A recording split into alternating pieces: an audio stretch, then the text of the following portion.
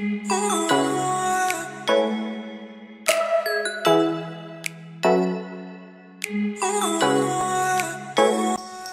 adalah kondisi medis tubuh yang mengancam jiwa yang diakibatkan oleh kegagalan sistem sirkulasi darah dalam mempertahankan suplai darah yang memadai.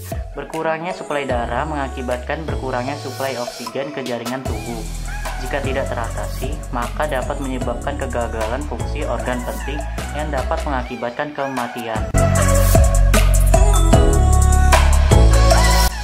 Syok terjadi karena berkurangnya cairan tubuh yang diedarkan.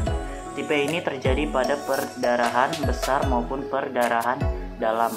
Hilangnya cairan tubuh diakibatkan diare berat, muntah maupun luka bakar yang luas, kegagalan sistem sirkulasi, dan kegagalan jantung, memompa darah yang terjadi pada serangan jantung. Cara mengenali terjadinya syok.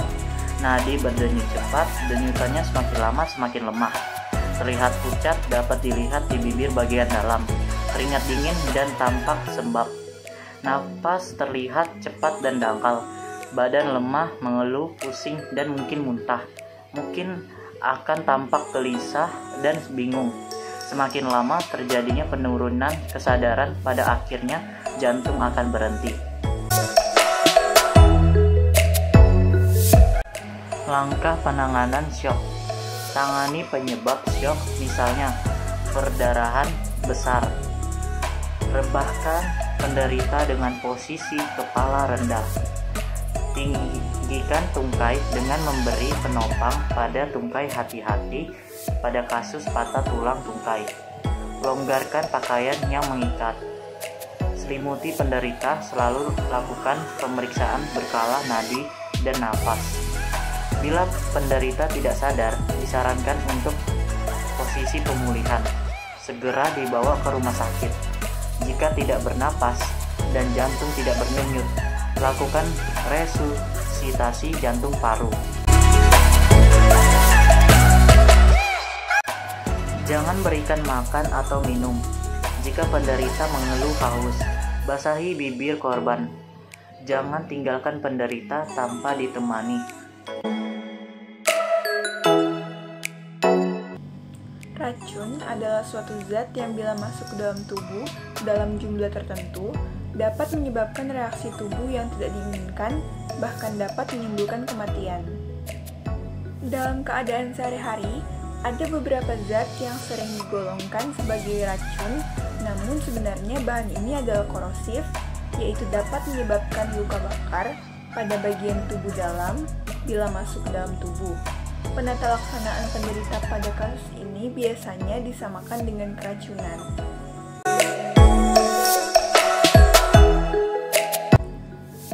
Yang pertama, sengaja bunuh diri, seperti dengan minum obat-obatan atau cairan kimia dalam jumlah yang berlebihan.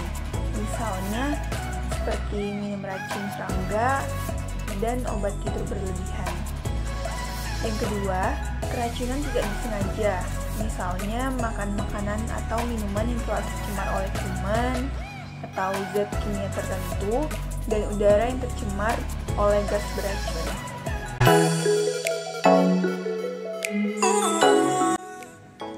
Yang pertama bisa melalui mulut atau pencernaan seperti obat-obatan, terutama obat tidur atau obat penenang dan makanan yang mengandung racun, misalnya singkong dan jengkol. Yang kedua, melalui pernapasan seperti menghirup gas beracun atau udara yang beracun.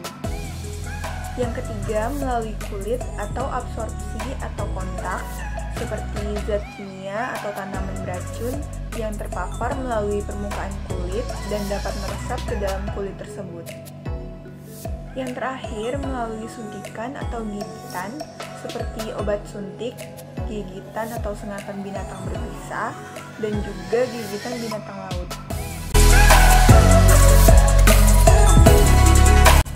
Gejala-gejala umum yang timbul akibat keracunan seperti gangguan pernapasan, pusing, gangguan penglihatan, mual, pucat, kejang-kejang, dan yang lainnya.